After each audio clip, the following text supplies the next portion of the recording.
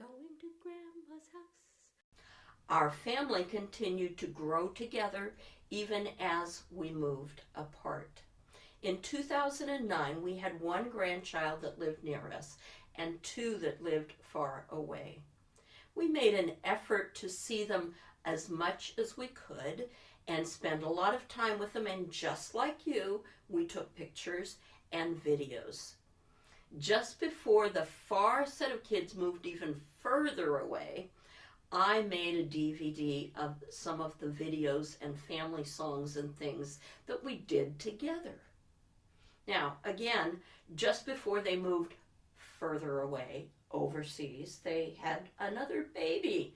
And this little one we only saw for a few weeks before he was gone. Another challenge for establishing that long distance relationship.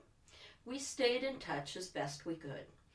A year later, when this little guy was a toddler, we got a call that said he was dying. He had gotten a really bad infection. The doctors said nobody recovers from these blood numbers. Expect that he's going to die.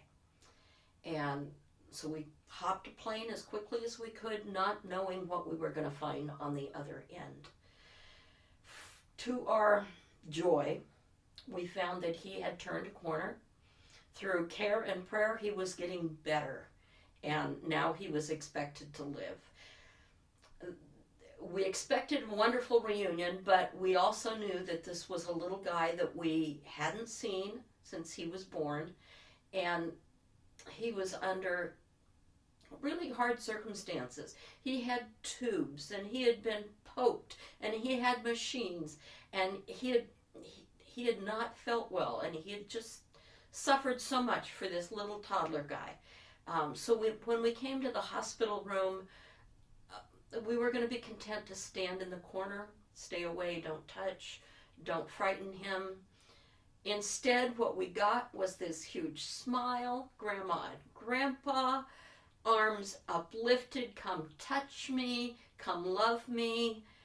And again, it's a humbling experience to know that you're accepted under those circumstances by a little guy.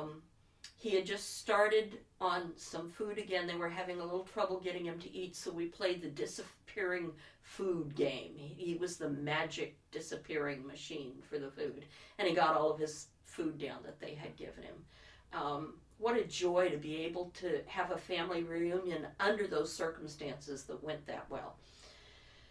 But come to find out, the reason is they had been playing that family songs DVD at home. Not only at home, but when they knew that they had to run to the hospital with this little guy, they picked it up, put it in the bags, and it had come with them. And they had played it in the hospital as well. That was why he was so familiar and comfortable with our presence. And certainly that made any effort totally worth it. After a day or two, we went home to take care of the other two children until Mom and Dad got back a week later with the little guy. And then we, again, had another wonderful, big family reunion. Now we're learning, like this, it's those simple little things, those pictures, those videos that we put together, the things that we did every day that brought a comfort, a security, a relational aspect to our family that most don't get to experience. We didn't even expect it, quite frankly, and it was marvelous. Those things are really important. It's important to spend time on their turf, learning their lifestyle and their things, supporting the parents where they are, so that you can get a view of their daily life to see what does and doesn't matter, and how that connects with who you are and how you can contribute. I know that there's something within you, within your life, that is comforting and familiar to your family.